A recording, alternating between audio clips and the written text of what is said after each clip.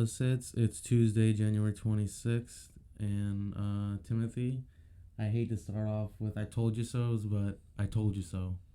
It's going to be a very obnoxious 2 weeks if you haven't caught on. You said I was arrogant. I wasn't arrogant. I was right.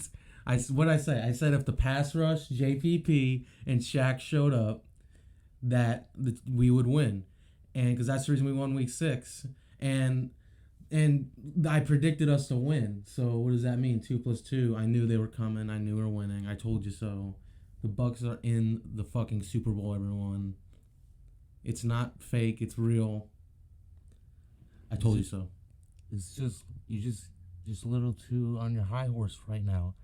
I think we're gonna have a long 2 weeks. Dude, we're in the Super Bowl. When is the other time to be on my high horse? You're gonna hype up the Bucks so much for the next 2 weeks. It's gonna be so fucking obnoxious. Nobody's gonna want to listen anymore. Well, it pains me that like you, as my brother of all people, can't like be supporting me in this moment. Like, this doesn't come around that often. It's the first time since 2007 they've been in the playoffs. And the first time they're in, they make this wild card run against 3 top 10 defenses. Okay, yeah, but you're already just above the bar, arrogance, obnoxious. Tom Brady picked a random team, and he randomly chose us, and he said, hey, you want to go to the Super Bowl? And we said yes. Yeah, okay. Why can't I be hype? You can be hype, but, I mean, you haven't won it yet. You still got to play the game. There's still the game left.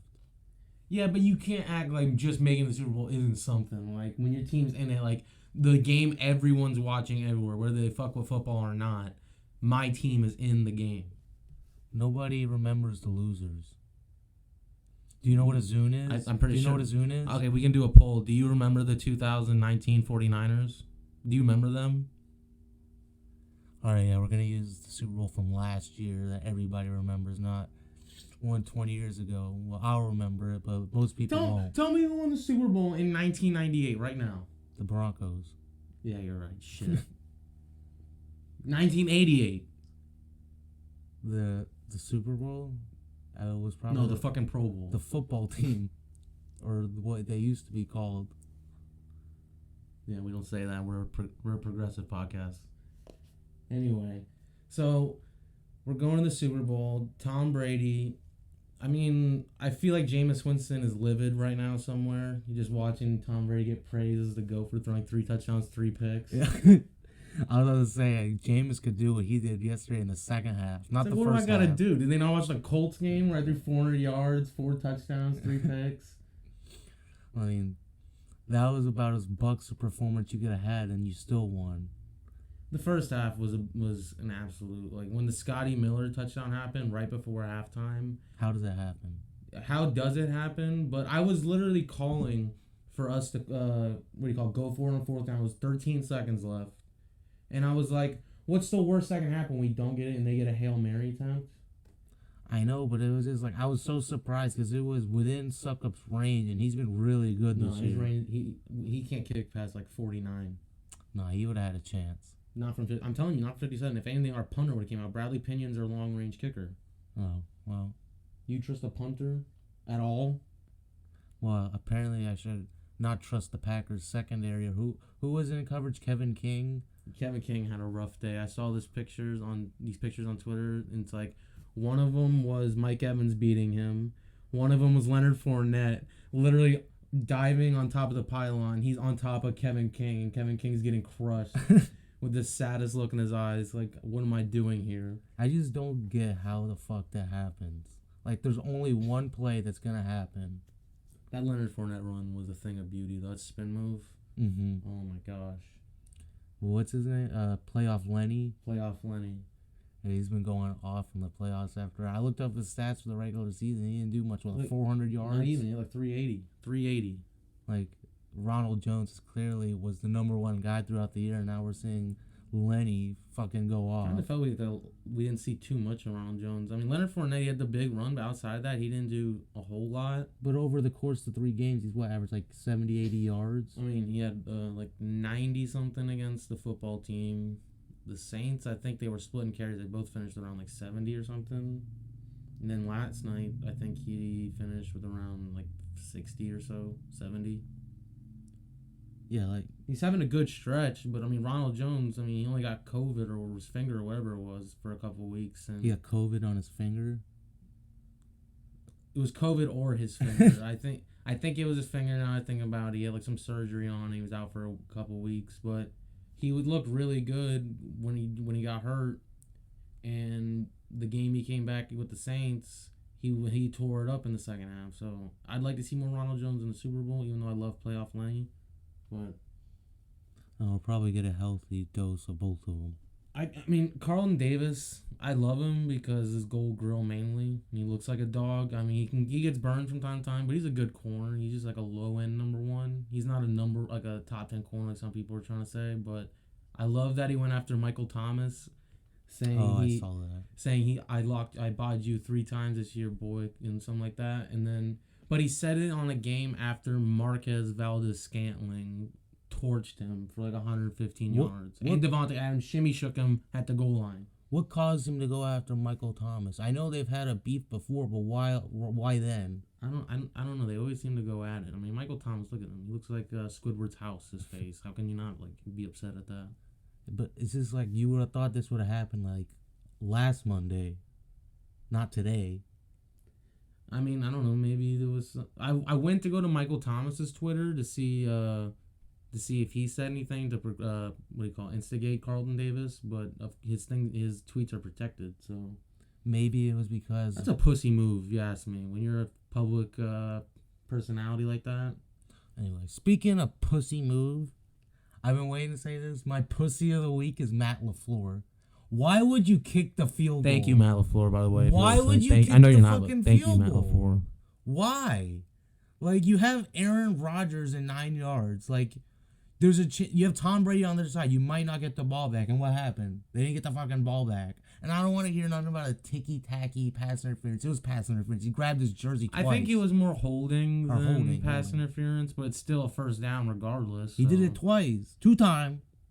And I hate everybody saying like, oh, they were letting them play, and then they call that the drive before that or whatever on our defense. They called 3 penalties after there was none the entire game. So don't give me that shit. But I did feel a little dirty after the pass interference, and then what was the 12 men? Like, I didn't know you could review a 12 men on the field thing. Yeah, I've seen it a few times this year. I don't know if it's been the last couple of years or this year, but I've noticed it. But anyway, back to Matt LaFleur. How do you not go for it with what was it, 2:45, 2:30 left in the game? I don't know, but like, what are the chances you're gonna get there again? Like, exactly, especially with a defense that had fucking 5 sacks for the game. Like, it was that whole last 3 minutes felt weird. I felt like there was 14 reviews. There was a lot of stops that I didn't know what was happening. It became 1st and 5 from 2nd and 7 out of nowhere. I don't know how that happens, but speaking of the pass rush, Shaq Barrett's gonna get fucking paid this offseason, bro. I mean, if he disappears, I mean, I think he's gonna get like not crazy money. No, he's gonna get crazy money, especially doing what he did on a national stage yesterday. I'm just trying to talk it. I'm trying to talk it down. So yeah, I don't have to pay that much. You're not saving money this time, buddy. We gotta pay Chris Godwin, Levante David. Not on my watch. Not on my watch. He's getting paid. Chris Godwin's he's gonna be the first guy we try to keep. Of those 3, I think Shaq is probably 3rd on that. But I told you so, and then it hurt that you can't. That now that I'm here basking in like what I've been dreaming of for a while, and then you just come here and crush my dreams on a public platform. I thought it was a family show with family values. It is, but family sometimes gotta call you out, and when you're being an obnoxious douche, came to me like, guess who's in the Super Bowl or whatever, like 10 times since the end of the game. I kept going throughout the morning and the night saying, did you hear the news? And it'd always be like, the Buccaneers are in the Super Bowl, the first home Super Bowl. And we're not even talking about that. It's the first home Super Bowl in the history of fucking football. Yeah, but there's me no fans, so it doesn't matter. And Tom Brady was talking about in his post game press conference, and he was like, "Yeah, the first time you're doing something, most of the time it's a good thing." I was like, "I don't know." Talk to Jameis about 30-30 last year. All the memes he's got from that. He lost his job to you. Speaking of that, the first home Super Bowl ever, and nobody can go. No, there's gonna be like 9,000 people, I think. Yeah, but they're all. I think it might have been 20,000. I think. Yeah, but isn't like half of it gonna be like the first responders from across the country for I don't each know. team? I haven't heard anything about that. You know, they're gonna do that. Every team sends first responders to their area to go to the Super Bowl. Well, still, home Super Bowl, man. First ever. Can't take it away from us. Making history. I mean, congrats. That's all I can say. All right, so next we're gonna let's talk about the Bills and Chiefs. And I said I told you so with the Bucks. I was wrong. I was very, very wrong. I got swept away with all the Bills talk, all the Josh Allen improvement. They stomped your Ravens, like stomped them. It's like people forgot the Chiefs are the Chiefs. Like Mahomes missed a quarter of last week. He didn't play in the wild card round. He didn't play week 17. People forget what he does. Like, I knew this was coming. Yeah, but this year was a lot of early in the games they would come and build big leads and let people come back and get close. But then this game, this game they got behind 9-0. It's like, oh, we don't know if they are a comeback able team. And obviously they still are the same team as a year ago, just with Clyde Edwards-Helaire who hit the Tyrone Biggums. Did you see that, the celebration? No, I didn't. He did the that. Tyrone Biggums dance. He did? Yeah. Who did it? Clyde Edwards-Helaire. Edwards-Helaire. I've heard both. Hilario. But what was I talking about? Oh, but of course, fucking football memory is short memory. We forgot the Chiefs did this every game last year where they go down in the playoffs where they went down 17-0, came back and won by they didn't go down 34. They were down 9-0. Oh yeah. Mecole Hardman coughed it up. Then he tossed his helmet on the sideline, and then he got a touchdown the next drive. I feel like I was let down because that was not the Josh Allen we saw all year long. His accuracy wasn't what it was.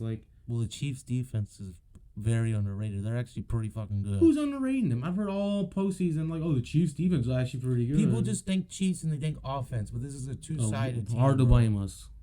All right, but when you have Chris Jones and Rashad Breeland and fucking Reed Sorensen and Tyrann Mathieu, come on, bro. It's so obvious how good their defense is. You shouldn't just think about offense. Another big disappointment from this is I also said last episode that Cole Beasley, after the Bills win, is going to drop a fire diss track at the Chiefs. I thought of the line when it was 9-0. I was trying to think of bars to drop about what he could maybe put in the fucking track. And I was sitting in the garage and it just hit me because everybody knows Patrick Mahomes' obsession with ketchup. It was something along my boy Patrick, he likes that ketchup. Now he's playing catch-up, and it's just sad that we're not going to hear that, or I couldn't DM it to him because I know that would get to him because he'd be like, damn. He might even put it in the next single. But even though it doesn't matter because he lost. Yeah, it's not going to be in the next single he lost. So. What? Patrick Mahomes is so fucking good. Him and Tyreek Hill. Tyreek Hill is not fair. I was about to say. It's we should ban them from football. You get paid not to play, so everybody else can enjoy the game. I think if you reach a certain speed threshold that only Tyreek Hill's ever reached, you have to play with an ankle weight. Exactly. You have to get these little studs on your ankles, little bone in your ankles on your it's a little gold thing. It looks flashy as hell. It's when the jerseys in the NBA, the teams that won championships, they get a gold little thing on the back of their collar. Yeah. If you're fast enough to reach this threshold, they clock you. You get a little gold dud that weighs a little bit on your ankle. What do we do for Mahomes though? He can't. That's not gonna matter. He needs to be stopped too. Nobody can stop him, so we gotta stop it artificially. He hasn't done any season stats that nobody else has done for. He threw 50 touchdowns. Did you not watch the game? Anytime there was any pressure, anything, he just moved slowly away from the pocket and just throws a laser. I'm not telling you Patrick Mahomes isn't the best quarterback in the league, second in the postseason to the GOAT. But, dude, he just rolled his eyes. I can't believe he just rolled his Joe eyes. Flacco? He just went to the Bucks and took them to the Super Bowl in his first year. Joe Flacco In a is short playoff off goat. season. Did you see that 2012-13 run? Yeah, I said he was number 2 in the playoffs from 2008 to 2014 behind Tom Brady all time. But Patrick Mahomes is now there. Was ahead of him. Yeah. But Patrick Mahomes is number 2 to Tom Brady.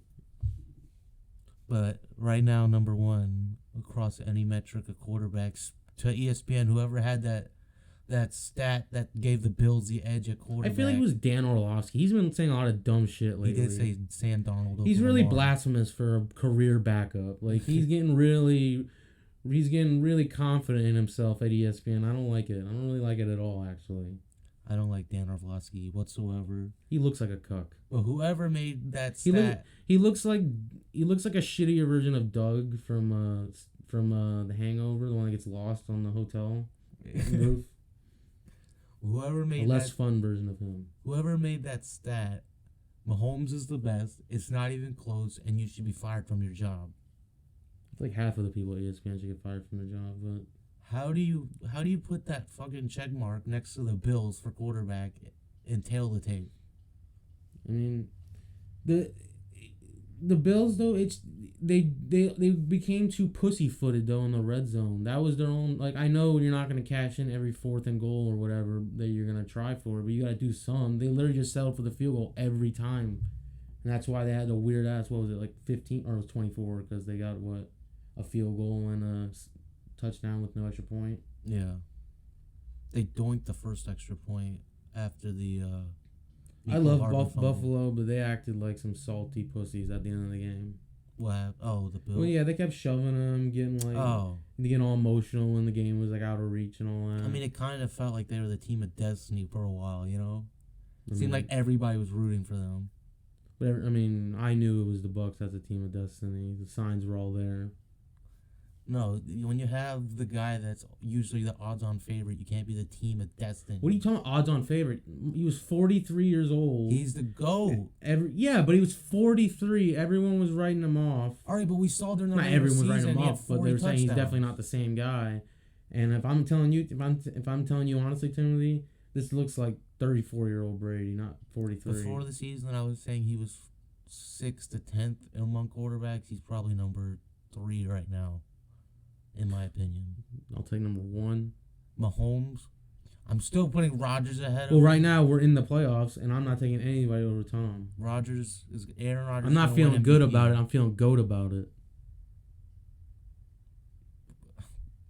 But I left him speechless. You hear that? To everybody that agreed with me that we didn't believe.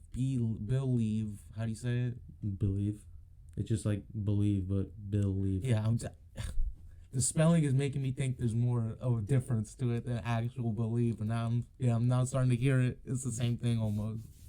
This guy was questioning me, my knowledge of football. But now we got 2 weeks of you downplaying Mahomes because the Bucs I'm not are downplaying him. I'm just praising the greatness of Tom Brady.